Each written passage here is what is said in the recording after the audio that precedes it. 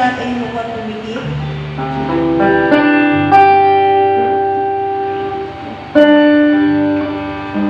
Patuloy po tayong mag-concentrate. Isipin po natin, nakatabi po natin ang Diyos na yun. Sapagkat siya po ay omnipresent. Kahit saan lugar, kahit saan dako siya po ay naroon. Dahil siya po ay makapangyarihan, hindi po nalilimitaan ang kanya po place kung saan siya napunta. Kaya kung nandun po sa Mindanao, narito din po siya sa Balagtas. Sa aking pong dako, ang Diyos po ay omnipresent. Hallelujah. Tayo po yung huwag tumigil at pagtaas po tayo ng ating buhay bilang pagsuko, pag-surrender ng ating mga buwan sa Diyos. Naawit po tayo sa Panginoon. Masusunod po tayo na awit. Damit po natin ating inaawit. Ialay po natin ang ating awit sa Panginoon Diyos. Dahil sa laki, sabi po ng Revelation sa 4 verse 4, 24/7, wala po tayong gagawin kundi umawit o umawit. Kaya sa lupa, kailangan po natin magsanay na umawit sa Panginoon Diyos. Umawit ng mga makalangit na awit. Mga himno, mga salmo, awitin ng Espiritu. Hallelujah.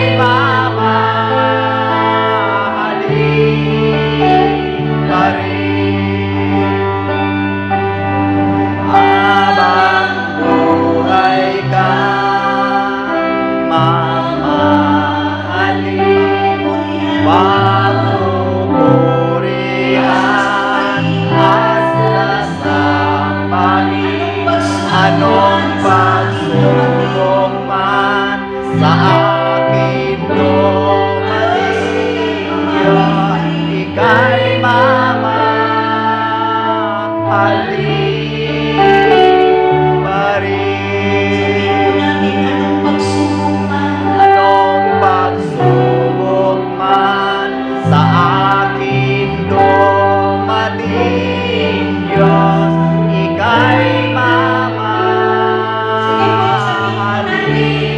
anong pagsubok man sa akin dumating, Diyos, ika'y Anong pagsubok man sa akin dumating, Diyos, ika'y mamahalin pa rin. Anong pagsubok man sa akin dumating, Diyos, ika'y mamahalin pa rin.